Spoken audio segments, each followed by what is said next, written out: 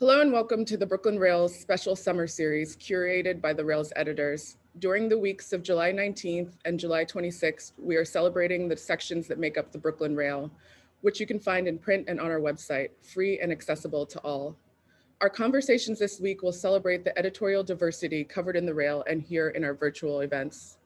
I'm Maisy Card, fiction editor at the Rail. I've been fiction editor since the beginning of this year, almost 7 months, and one of my favorite aspects of editing the fiction section has been promoting new voices. 4 out of 5 of the short stories that have appeared in the Brooklyn Rail this year were the first published stories by their authors. Today, I'm hosting Elias Rodriques, whose debut novel, All the Water I've Seen Is Running, was published by W. Norton and Company in June. You can read an excerpt from the novel in the Brooklyn Rail's June issue. Elias Rodriques' work has been published in The Nation, Book Forum, N+1, and elsewhere. He lives in Philadelphia, Pennsylvania, and is an assistant professor of African American literature at Sarah Lawrence. Thank you for joining us, Elias. Oh, thank you so much for having me. Also, thank you to whomever it is that may be out there listening to this for listening. Congratulations on publishing your first novel. We spoke about it briefly before we started, but just in general, how has it been for you, kind of publishing during the pandemic or the end of the pandemic? Yeah, thanks for the congrats. It's funny, you do all these Zoom events and you're like, oh, I guess technically I'm in upstate New York, one night and then in Miami like 3 hours later. And it's really quite strange in a way. I mean, it's cool to sort of like reach and interact with people in different ways. And I wish I were maybe better at adapting to this moment. I've been thinking a lot about this like Terrence Hayes poem, which was like a video that was on Vimeo where he like reads a poem over some pictures of like Civil War soldiers.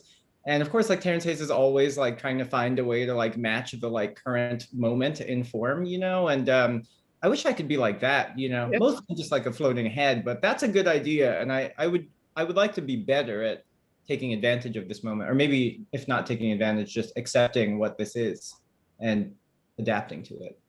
Yeah, I mean, hopefully we'll start having in-person events and we'll meet each other in person soon. But I wanted to kick this off by asking you to read an excerpt from your novel. Yeah, absolutely. This is the cover. And I'm just going to read for about 5 minutes from the beginning. And it will be familiar to you if you have your issue of the Brooklyn Rail, because this is also the bit that was in the Brooklyn Rail.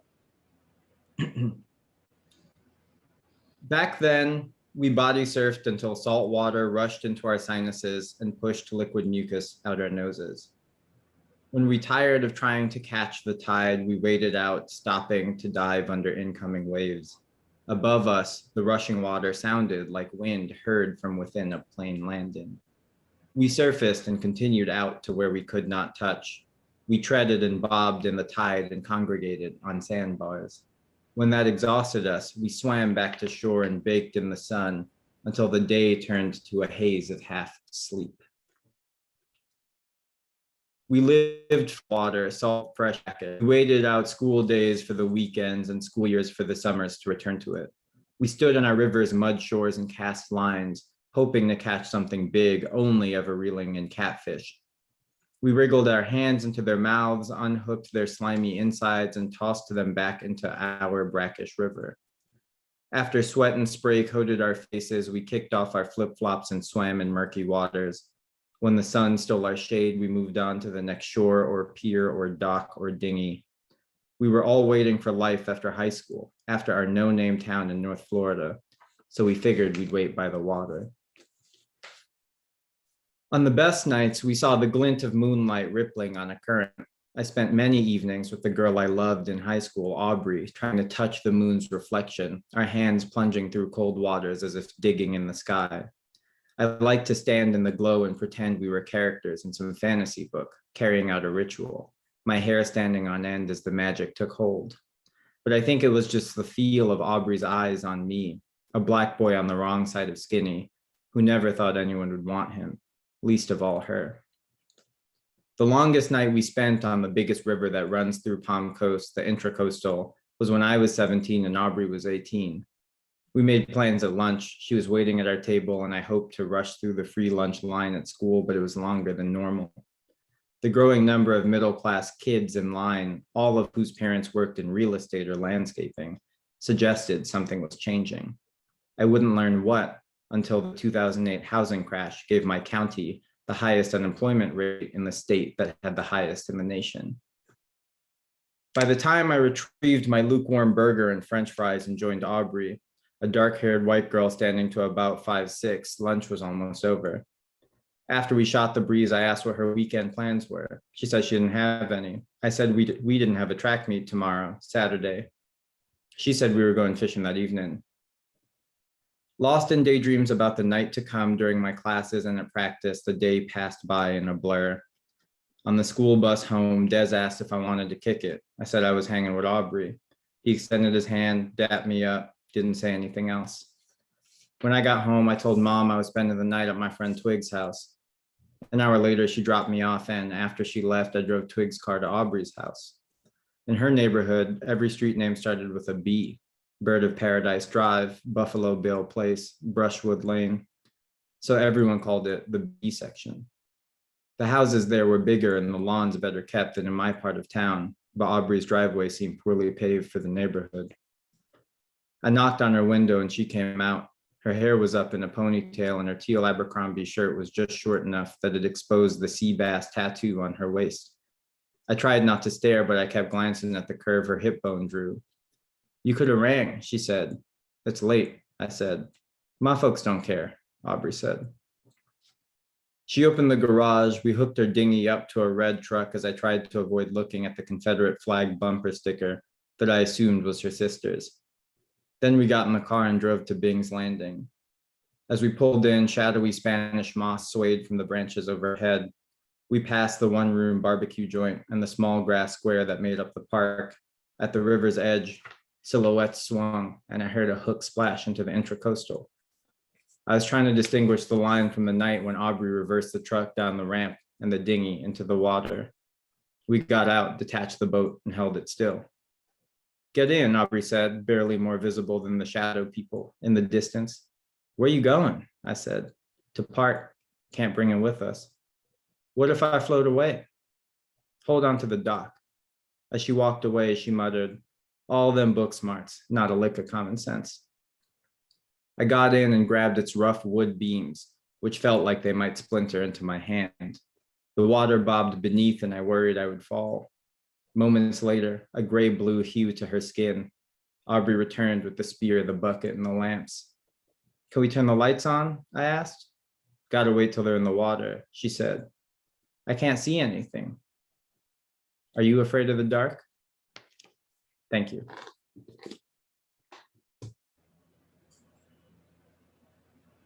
Thanks, Elias.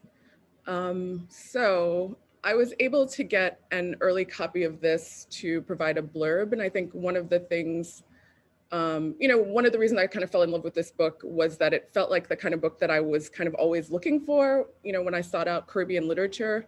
Like, I think in the last 10 years, there have been so many different kinds of Caribbean fiction kind of united by major publishers. But I felt like when, before that period, and especially when I was younger, it was very difficult to find books about, people of Caribbean descent or Caribbean kids kind of occupying, in the United States, occupying this kind of liminal space where kind of both cultures weigh on you. And it's not just like a assimilation story. It's kind of more than that. So I was kind of just wondering if you could talk about, what inspired you to write this? Where did your ideas come from?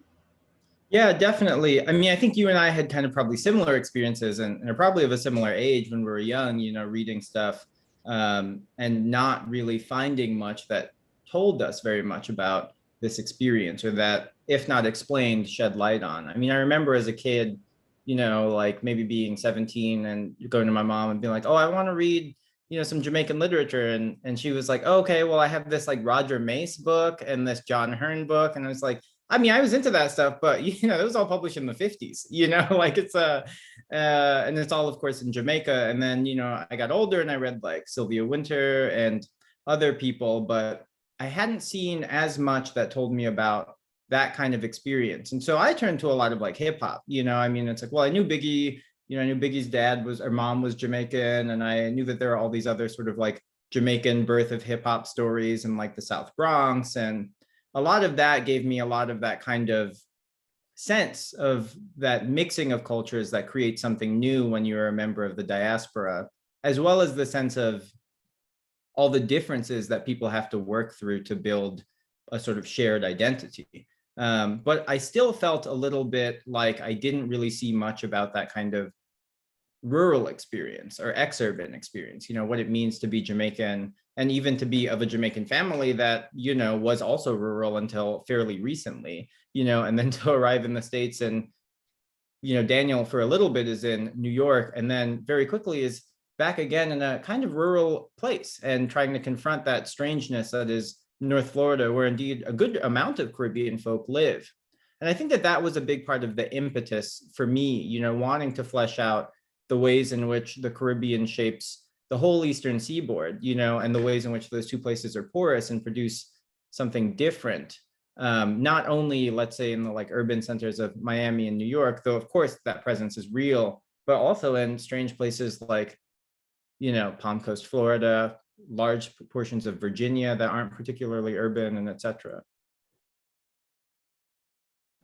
Yeah, I think one of the things that stood out to me too about the novel was that you don't flatten kind of Daniel's identity. He's just very complex, and I was even surprised, like when when you use the word coolie, because it's such a word that I feel like Caribbean people are so familiar with, but I just never heard used like in an American context. And to have his friend kind of Des repeatedly kind of say, no, he's not this, he's coolie, and try to explain what that means to American people.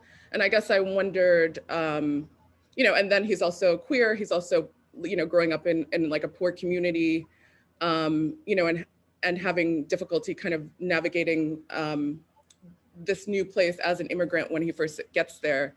So I feel like, how did you kind of resist the urge, I guess, to kind of flatten? Like, did you have to consider kind of this American audience and what they could understand, or explaining it in a way or presenting it in a way that they could understand?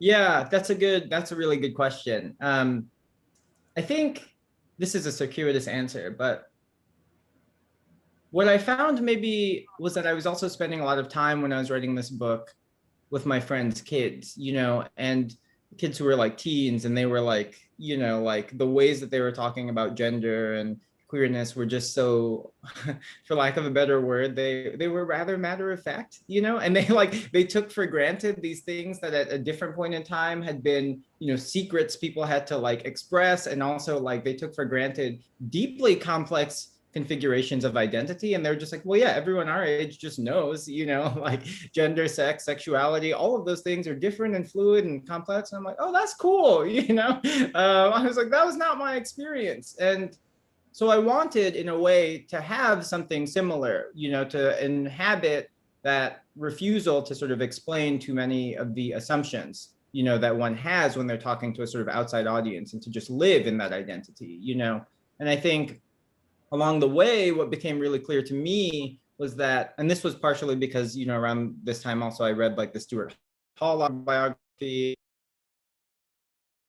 and then Hazel Carr's book came out, both of which in many ways are stories about, as is this book, a story about people who have a particular racial or ethnic identity that exists in their home country, for Daniel, Cooley, and then they come to the States and that identity doesn't exist, and suddenly you have to like make sense of this sort of shifting world, and you have to find where you fit in. And it's not correct or incorrect to say Daniel is or is not whatever identity in America, because he's in fact whatever that identity he is in Jamaica. I think that actually indeed identity is heavily contextual, and it's produced again, through and across difference, collaboratively. And so that was, I think, a big part of how I thought about the story of Daniel's racial identity. And that enabled me, I think, to also be able to tell a more complicated story about Daniel's relationship, of course, to his queerness, right? Not only that he is, by the time we get to the second chapter in New York, dating another Jamaican man, but also that he, upon hearing news of Aubrey's death, is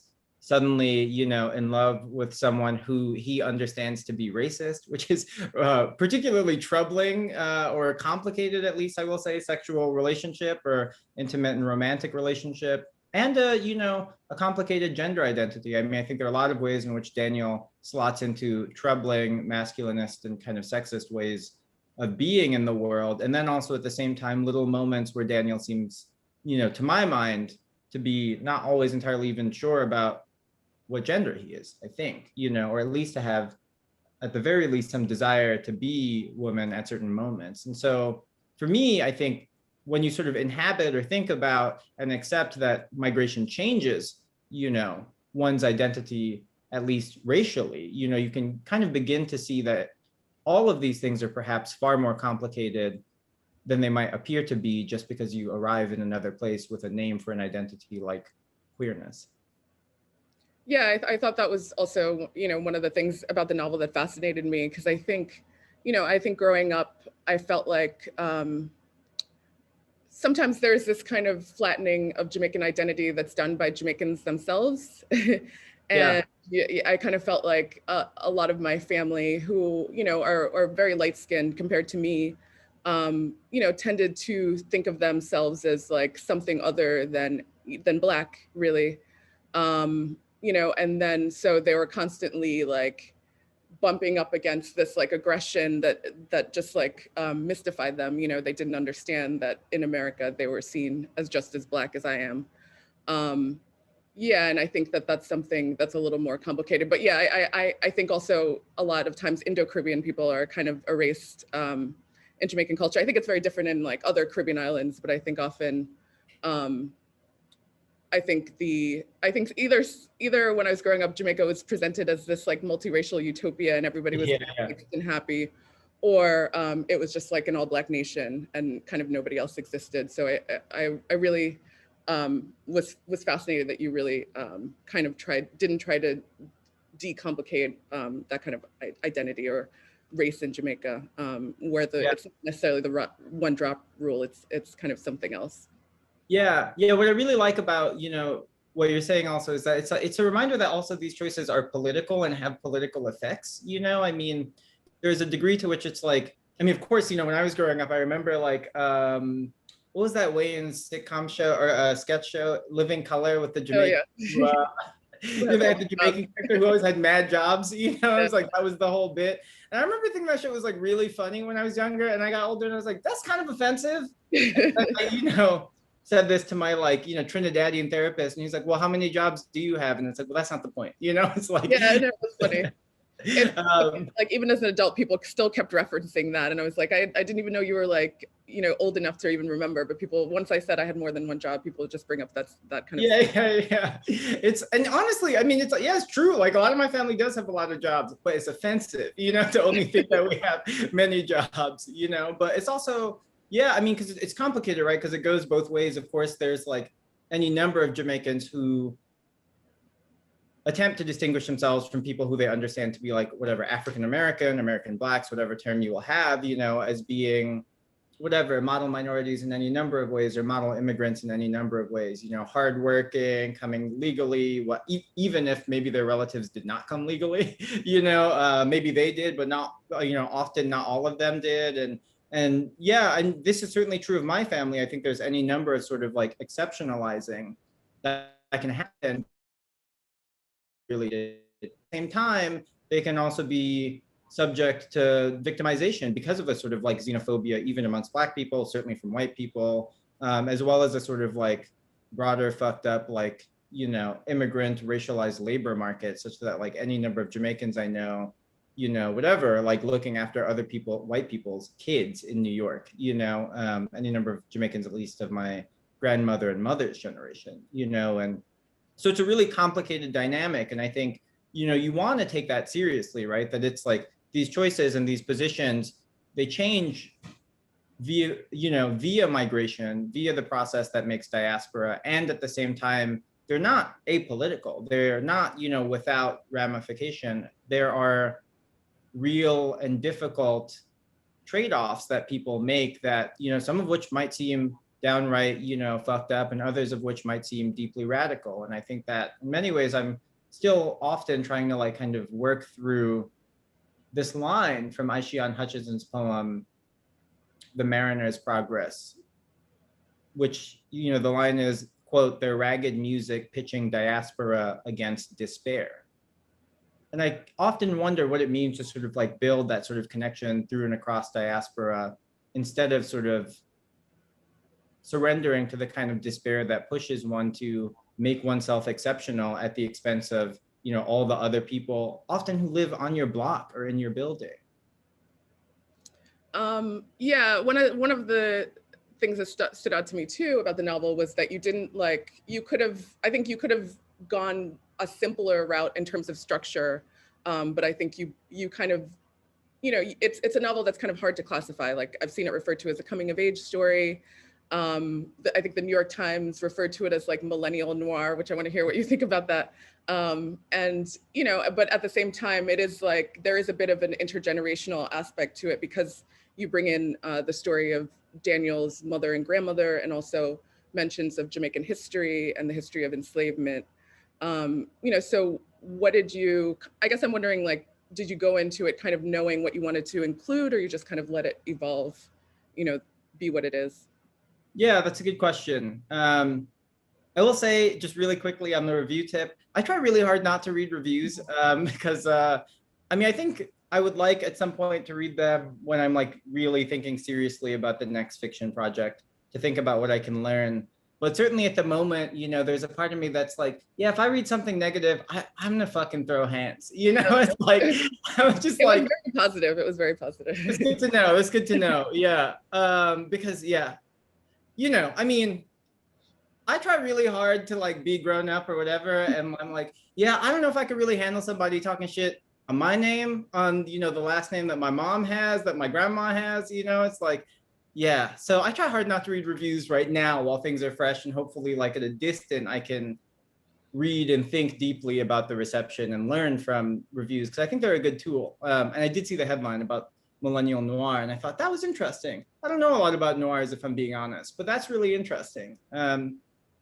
On the tip of like this formal structure though, yeah, it was on, I will just say autobiographically, it was truly a pain in the ass to figure out. Because I was just writing lots of different things. And, you know, at one point I was like, oh, what if I think about this as a collection of like lyric essays that are also fictional, because also like each chapter sort of revolves around a different theme or idea that you sort of route through someone's family story. And then I was like, what if I think about this as a detective novel? Because it's someone who's trying to figure stuff out. And, you know, I was also reading a lot of Gail Jones at the time, and I was like, well, you know, Gail Jones has no sort of qualms about moving between past and present, maybe most explicitly in Eva's Man, but even in the sort of narrative poem Song for a Nino, where she's trying to move through the violence that is history to sort of find some sort of like connection to a love in the past, I think that enabled me and freed me in a way to sort of have this, we're going to move forward and backward. And finally, I thought about it and I was like, I think that the story that I'm telling is ultimately a trauma narrative, but a collective one. You know, if the trauma narratives that perhaps are most popular in the US or most common are kind of defined by that Vietnam War literature genre in which someone is, you know, they're walking down the street, they have a flashback to this thing that happened in Vietnam, they come back to the present, you know, keep doing stuff, come back to the past, etc. You know, those narratives are ultimately about trauma as a time traveling disease, you know, a disease that pulls one back into a past, and then when they come to the present, carry vulnerability, fears of a past that aren't even around them. Now, I think this is kind of a collective trauma narrative in that it's, yeah, it's about not only Daniel moving into the past difficulty of his own life, but the violence that his family has experienced. You know, I mean, he is everywhere sort of beset by a reminder that many members of his family have died young or have experienced kind of horrifying amounts of violence if they do indeed continue to survive. And he's trying to sort of reckon with what that means for his own ability to keep living, as a good friend of his peer, has just passed away. And that's truly difficult, I think, for a young person to understand, you know, to make sense of not only all the premature death in their own ancestral line, but also the premature death of someone that they love, someone who's a good friend of theirs, even if they fall out of contact or whatever. And the question is ultimately, you know, can Daniel move through that violence to come to kind of find a way to love his family, you know, not to feel like they are a burden, to feel like they are prophesying his imminent death, but to feel as though he is able to sort of move with the knowledge that, yes, these violences happened. They may or may not affect who he is today. And he still loves them, even if he doesn't know them. And indeed, perhaps he loves mostly what he doesn't know about them. He has all these questions that drive him that he may never get an answer to, and he's trying to find a way of coming to terms with that. I think once I figured that out, then it was kind of okay to just sort of jump back and forth. Sorry, that was a rambly answer. Does that make sense? Yeah, no, that makes a lot of sense. Yeah, and I think there are also like some aspects that felt very kind of experimental. Like the last chapter, the kind of shift in narration. I was wondering if who that was inspired by. Was that like a Toni Morrison? Was that inspired by Toni Morrison? Was that just something you thought of? It's a good question. Yeah. I mean, everything's inspired by Toni Morrison. The way that the leaves on the tree move, those are inspired by Toni Morrison. I'm being cute. Yes. The short answer is yes. Definitely inspired by Morrison. I think, that chapter also begins with a brief like Ruth Ellen Coker allusion to that book of poems, When the Moon Knows You're Wandering. And I think I was thinking deeply about that poem as well.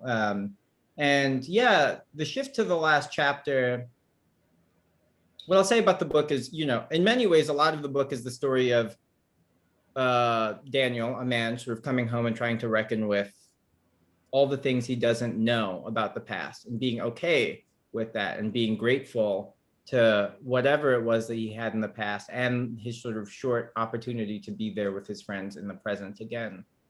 And as I was writing the story, sort of anywhere and everywhere, I was reminded that I was like, yeah, but these dudes also have a very limited perspective, I mean, Daniel, most obviously, because everybody in the book is constantly telling him that he's fronting, it's like, he's like, oh, I just want to figure out what's going on with Aubrey, and Twig's like, that's absolutely bullshit, where he describes his like, fantasies about Aubrey and Egypt, and Jess are like, what the fuck? This is so crazy. She is her own person. How could you have imagined that she would sort of be waiting around for you after you left? Like, y'all weren't even talking, And finally, I was like, okay, I, one, am really interested in Egypt as a character and her voice. And two, I want to honor that, that voice that I was just hearing in my head as I was writing, where everybody, these characters were like, your perspective is limited. You are being Daniel, and that was a big part of it as well. I mean, I think obviously, or not obviously, of course, like Toni Morrison enabled me or gave me that freedom in a way to do that and to sort of sit with that voice, and that's where I think the door opened. But walking through that door also became a kind of just sitting with that voice and sitting with that observation that indeed Daniel, Desmond, their knowledge of the world is quite particular. It's not useless, but it's limited. Yeah, I thought Daniel was a really fascinating character just because, he's so good at code switching and kind of, just changing himself. And as he goes to Florida and spends more time, it just like he sinks into that identity. And at a certain point, it feels like this is really him, but then it kind of, especially when, well, I don't want to give away the book. I know I've said a lot already. Yeah. It feels like it's really him, but I think that ending kind of just undercuts, like in some ways makes him a little, not unreliable, but at the same time reminds us that he's young, and you're still kind of shifting and changing, kind of what age you are. But I thought that was an interesting aspect of the book. I also wanted to ask, just a question that I always get asked, which you've kind of mentioned that you thought about writing essays, you said, like lyric essays. So, even though my book is like, is filled with like very absurd things and like the paranormal, people always say, why didn't you write a memoir? Yeah, that's funny for your book. Yeah. Like, I mean, some of those things are obviously just didn't happen. Like would not have happened in any world. But I imagine, when you write characters who share the same background or identity as you, you're always going to get that question as a person of color, as a non-American or non-American born person. So I can imagine that you have or will get that a lot. But yeah, just because you did mention thinking about essays, why did you kind of choose fiction? What do you feel like fiction allowed you to do? Yeah, that's a good question. I mean, autobiographically, what I'll say is that, I started writing this book when a friend of mine had passed, or maybe not when, a little bit after, a good friend of mine from high school had passed. And that was really, her passing was really hard. I had lost other people, but maybe no one who I was both that close to and who was a peer, you know. And I was like fucked up, I like didn't want to, do anything, hated work, hated talking to my friends, didn't even really like watching TV, which I was doing a lot of at that time, just kept thinking about like getting on the bus and riding the bus to like Montreal, which would be a terrible decision because then I would be on a like 12-hour bus and then my like back would be terrible and I'd, be using a like bus restroom for like hours. Truly terrible impulses, but that's kind of the weird thing about grieving, it makes you have all these like awful impulses. And finally, the pushing of many friends, they're like, you just got to see a therapist. You're like obviously unhappy and you're not dealing with this. And so I did. And my therapist told me to try to write about it, about the friend, about the passing. I just couldn't do it. I like in nonfiction, I couldn't actually confront all of what was difficult about grieving to me, and all of the things about this person that were special in particular to me and all the things that I had felt like I was losing. So instead I was like, well, I don't know. I do kind of like writing and I don't really want to do any of my like work right now. What if I try to write fiction?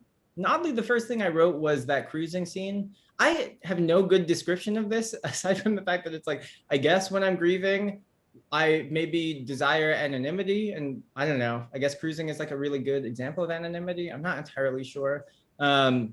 But I wrote that cruising scene and it started to make me feel better, partially because it was so different from me, in a way. I mean, Daniel is obviously, and, on the surface might seem like he shares a lot of things with me, identity, position, sexuality, gender, etc., but in many other ways, there are many things that we just are very, very different on. We both, this fictional character and I lived in Palm Coast, Florida, but our lives there were quite different, and that was kind of because I couldn't actually confront the difficulty of what I was living with in my day-to-day. For me, I was not, I don't know, mature enough at the time to actually like size up and look that difficulty in the face. So I kind of had to write about fiction.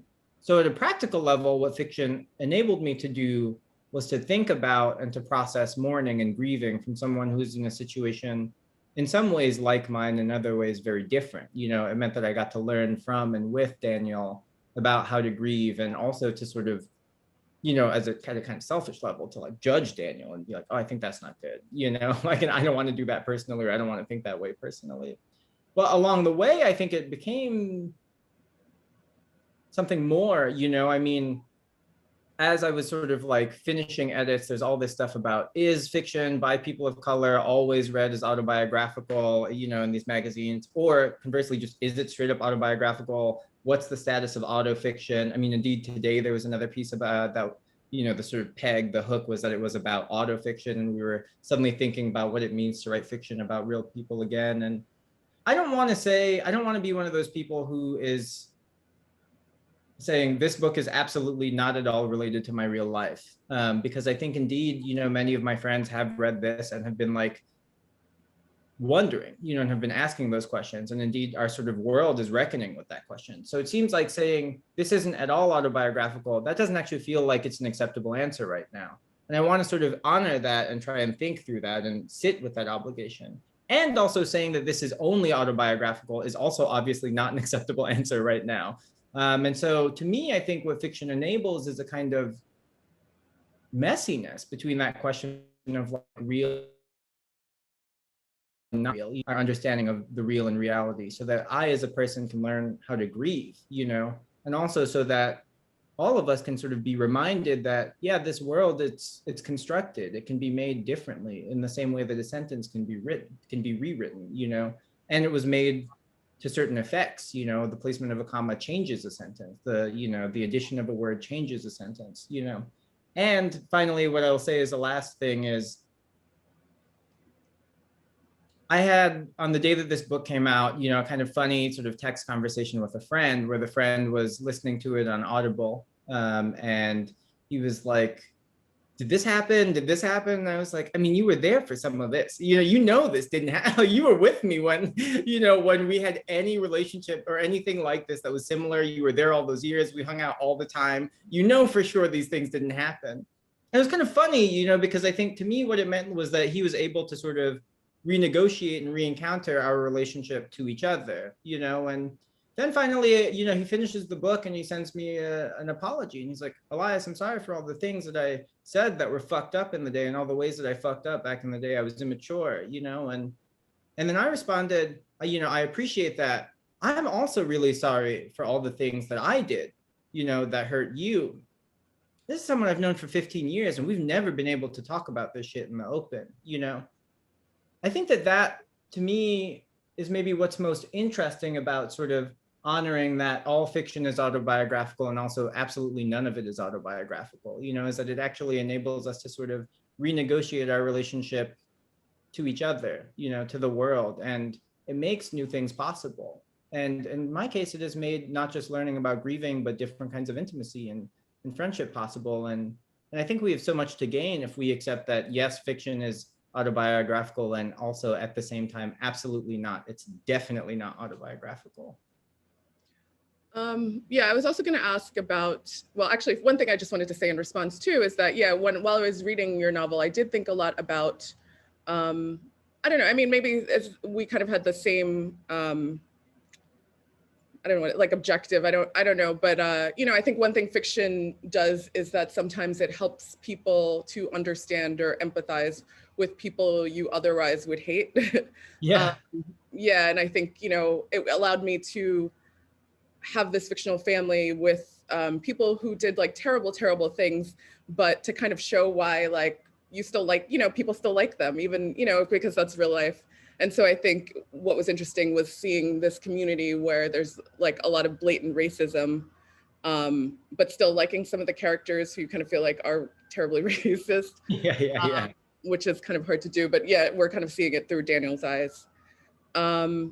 And another question I wanted to ask you was just about like writing trauma. Every once in a while I see like a tweet that's like, no more Black trauma. And I'll feel like, kind of guilty because I was like, that's all I want to write about.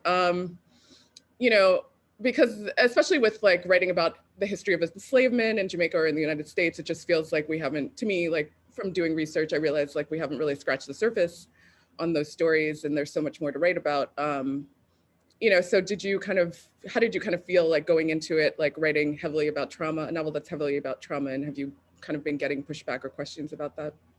It's a good question. Yeah, I mean, I certainly thought about it, I mean, I never want to be in the sort of like, what's that great Hortense Spillers word for like pornotropic, that like description of like trauma that is also like titillating and fucked up, this is what she uses to describe like the whipping of Douglas's Aunt Hester in the first narrative. And yeah, I certainly don't want to be like making it stimulating in that way, so that's one just basic rule. I was like, okay, like I want to not, sexualize this trauma. That sounds not fun, and also unethical. And I think I also want to be respectful of the fact that this is difficult also for the narrator to confront. I mean, much of the trauma of the narrative has happened in the past. And what that enables in some ways is like a question of how does a person respect their own trauma? How does a person who has lived with trauma kind of think about what it means to be respectful of the fact that it happened, aware of the fact that thinking about it can be triggering in the sense that it can actually just sort of cause a trauma response and heighten one's anxiety or whatever one's trauma response might be, and still have to work through it. I don't believe that for those of us who have experienced violence and for those of us whose families have experienced violence, and I think, as you and I very clearly both know, like for Jamaican families, both in the US and on the island and elsewhere, like that's, I mean, maybe they're just like straight up happy families in our diaspora, but I haven't met them, and, ultimately you repress it and you avoid it and that shit, it's corrosive, it's poisonous, it will really fuck your life up if you don't actually deal with it and confront it, I think that it's fine if some people don't want to read it. That's okay, I understand that, and by no means do I think every book is for every person. And I think at the same time, for some of us, we do still believe, in that kind of like return to trauma to work through it. And I think for many of us on the island and in the diaspora, that's actually still a big part of our lives, is that, we're still trying to think about and work through that trauma so that it doesn't, keep us up at night when we're trying to sleep, or so that it doesn't, sort of poison our interpersonal relationships with our family members because people are beefing about something that happened 30 years ago that, no one's talking about, but it's kind of making it impossible to be around people, and yeah, I mean, that's sort of a kind of long-winded answer of saying like, I understand, the no more Black trauma statement. And I think I understand it personally as I don't want to read this. And I think many people should be less invested in reading this. And I think that that's fine with me as a position, but for some of us, like, it's not actually repressible, it's just sort of there in your everyday life, and you do have to find a way of working through it. And I think that in many ways, that's a broader condition of the Jamaican diaspora. Why did you think, probably related to that, but why did you think it was important to kind of include this kind of backstory and this history of Daniel's family, specifically his mother and grandmother, and details about folklore and their ancestors? Oh, that's a good question. I like that stuff a lot. I mean, I think that the short answer is within the book. Daniel has a friend die and is sort of confronted with that first question of grieving that many of us are confronted with, which is how, what happened to them? Who were they? Who were they between the time I saw them last and their passing? What were the things about them that I didn't know? And the reason that many of us get confronted with that question is because you can't call that person and ask anymore, and that sort of makes one often question a lot of things, and then, so for Daniel, what this means is he goes back and he's wondering about his family history, who were we, how did we get here, and what he finds is not a simple answer. Sometimes he finds questions with sort of deep holes in them, or questions, where he'll ask a question and his mother will answer, and he thinks, well, that answer could not possibly be true, or answers where, his mom says one thing, his grandmother said another thing, and his aunt said a different thing, and I think to sort of move out from there, I think that is sort of the definitive condition of the history of those of us who are descended from enslaved people. I mean, certainly as much has been written about by Saidiya Hartman, Marisa Fuentes, and any number of other people about the ways in which our history is sort of filled with absences, Enslaved people sometimes being recorded only as values, monetary values in a logbook. How are you supposed to glean any information about that person's life, And so I was really interested in taking seriously that understanding that our knowledge of the past is spotty at best, and also taking seriously the question of like, but why does someone approach that knowledge? Why does someone want to learn about their history? Because I think many of us do, but we have different reasons. But often they sort of boil down to trying to make some sort of sense of who we are today and who we want to be tomorrow, And so I think for me, dealing with that history was a means of taking seriously that, yes, oral histories are limited in the things that they can provide. And yes, the sort of written records of people who have descended from histories of slavery are also limited. And at the same time, many of us are looking for those answers, do look for those answers, and do find means of making sense of what we receive, knowing that it's not fully whole, as a trying to work through our past. Maybe, sorry, the last thing I'll say also is that, at one point in the book while I was writing it, there was that sort of like common refrain of like, we are our ancestors' wildest dreams, going viral on Twitter and whatever. This is like an old school phrase. I'm sure it has a long history, but I think for me, the past is very much the opposite. It's like our ancestors are our wildest dreams. That history is much more interesting and bigger than we could know, and trying to make sense of one's descendants in relationship to that, it's awe-inspiring. It makes one sort of respect everything that had to come into being to make their own life possible. Yeah, I think one thing I thought about too while reading was especially reading, the mention of Dragon history and slavery is that, you do a good job of through Daniel kind of showing um and I think you mentioned this before, how the histories of African American people and West Indian people are connected.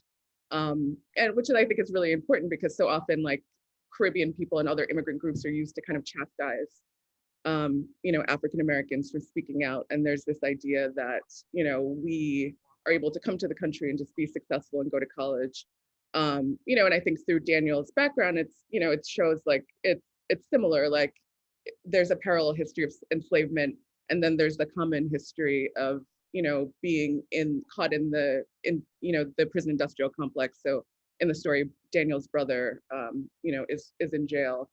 And I felt like that was something that I don't always see, because I feel like that is real life. And I guess I feel like often I can see how sometimes relatives will use me and my brother as an example to kind of chastise other Black people, because we went to college. But when we look at our actual family, it's like some of us are in jail, some of us are, working regular working class jobs, and some of us, have made it into the middle class through education.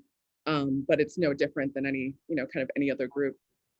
Yeah, I mean, sometimes you're used to chastise even people within your family. It's like your aunts are using you to talk shit about your cousins who you love, who are their kids. And you're like, yo, I don't want any part of this like family squabble, like, A, what you're saying is fucked up. B, don't use me as a pawn. C, like, if y'all got some problem to figure out, fucking do that without me there. It's like, I definitely don't want to be used in this way. And I mean, in a way, it's quite interesting, because it's like, one of the really strange things about that kind of,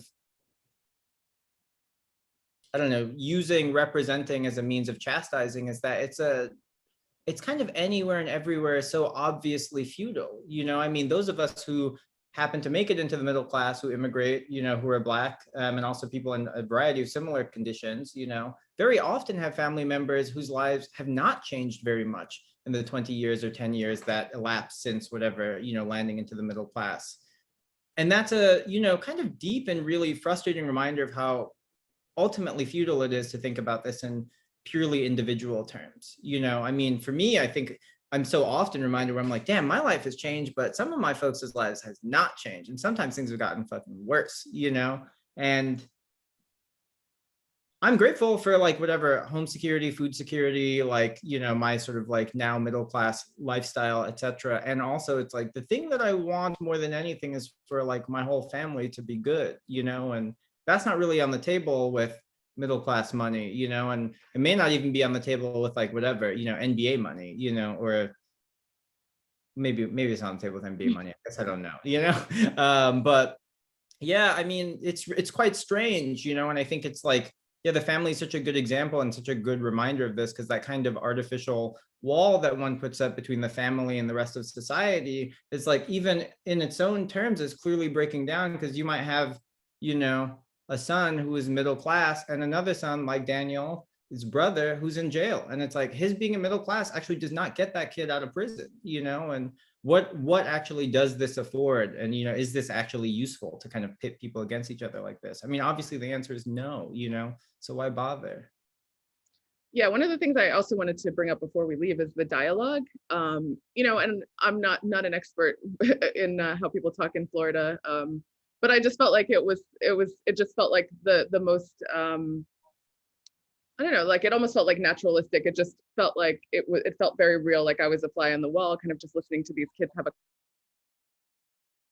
and yeah, it's sometimes when authors sometimes try to write about young people, young Black people, I feel like sometimes the dialogue like borders on cringy, because you can tell that they're not necessarily familiar with the culture or the age group they're trying to write about. But I felt like very different about this. And I was wondering how much work went into that.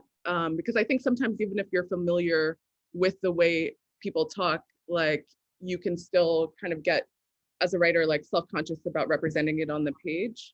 So like, when I was writing like Patois, even though my family like speaks that to me, like I still had to like read what every other writer like wrote. and try to figure out what kind of form or style I was going to go with.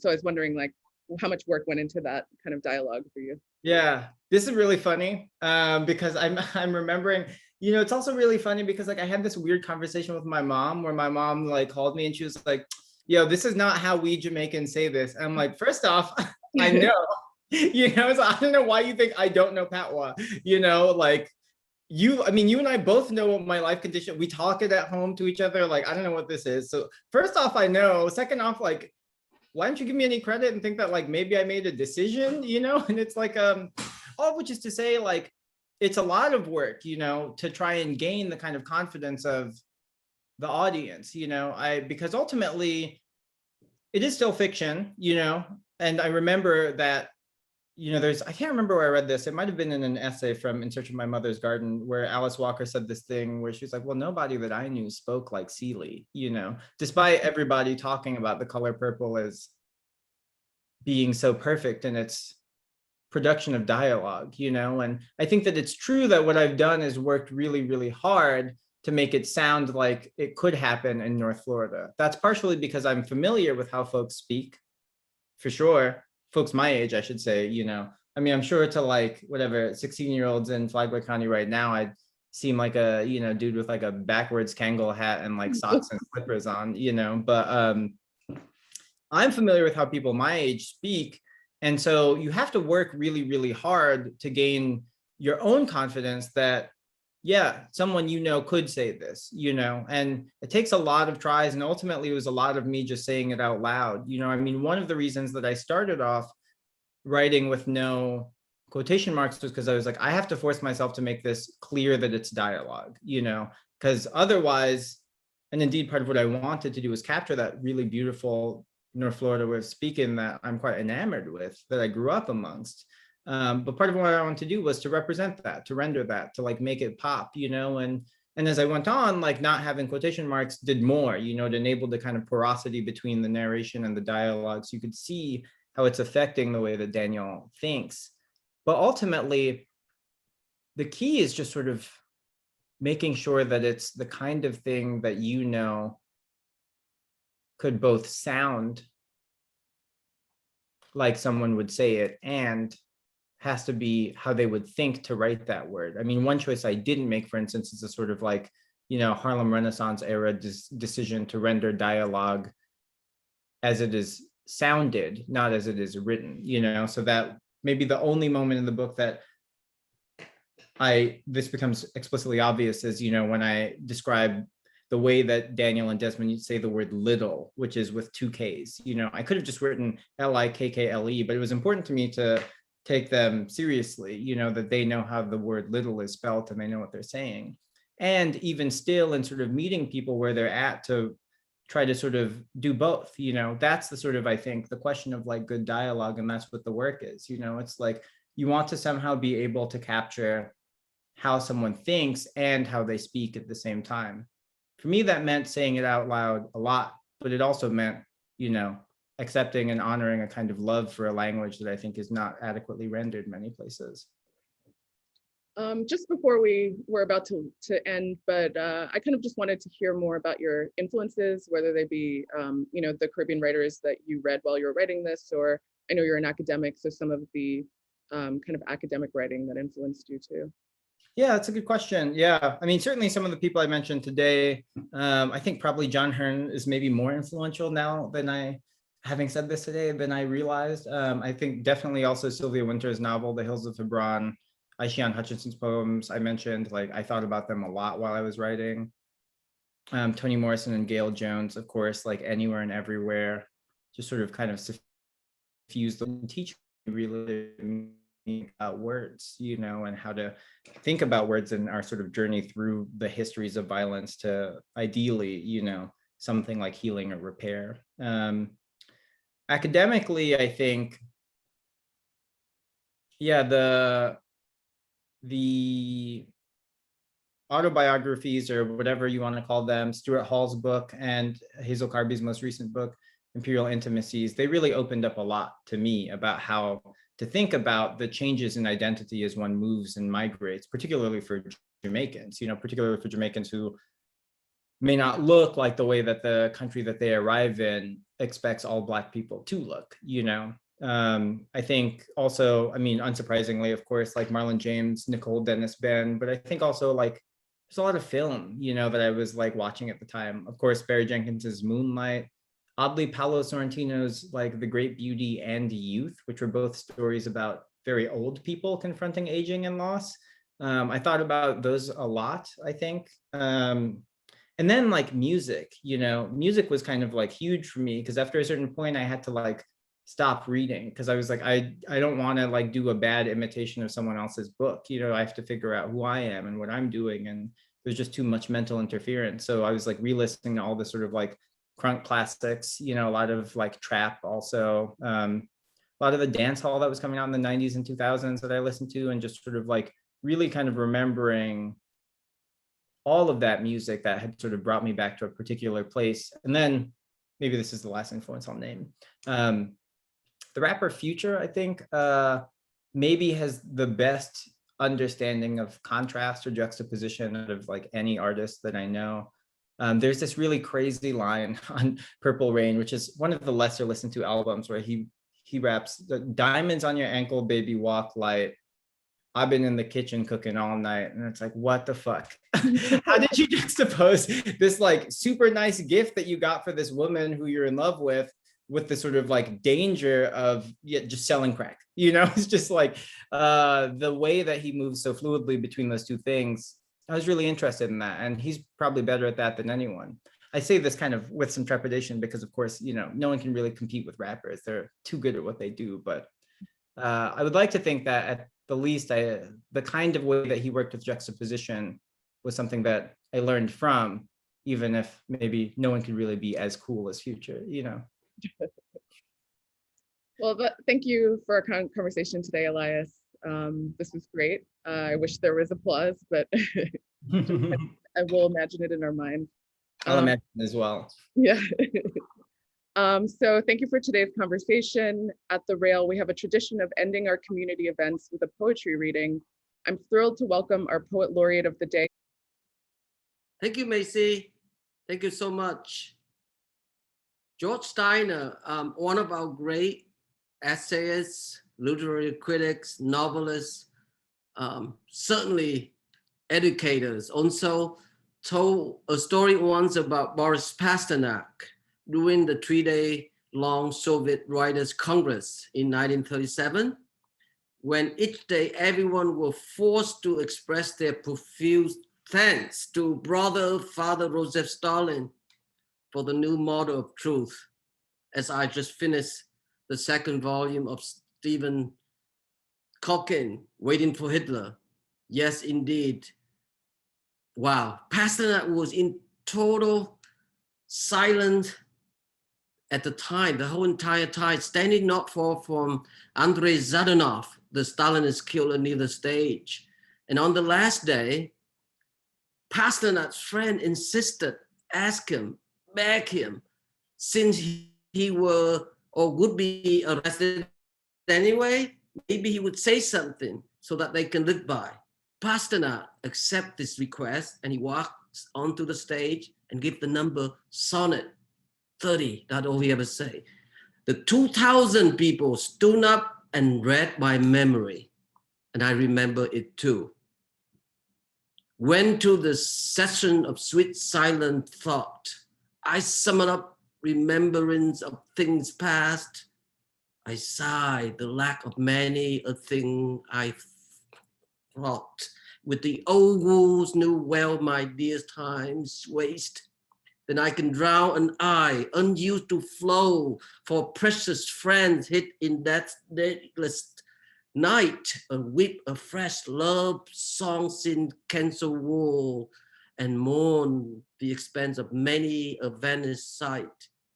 Then I can grieve at grievances foregone and heavily from wood to wood tell the sad account of forbemourn mourn, which I knew pay if not pay before. But if the why I think on thee, dear friend, all losses are restored and sorrows end. It saves everything, doesn't it? You can't touch us. You can't destroy Shakespeare. You can't destroy Russian language. You can't destroy the fact that we know it by heart, what Pasternak have given us. I would like to thank all our friends of the multitude, you all, the artists, the poets, the writers, the philosopher, art historian, curator, dancer, musician, and above all, our beloved section editors and their remarkable contributing writers, our managing editorial team along with their brilliant production assistant. And lastly, we'd like to thank you all, our most dedicated readers and friends, for your relentless commitment and support of our living organism. Onward, upward with love and courage, and we'll see you soon. Thank you. Thank you, Ty and Elias. And for everyone watching on our YouTube channel, please visit the Rails event page to view our conversations this week at brooklynrail.org/events. And thank you all for taking the time out to join us.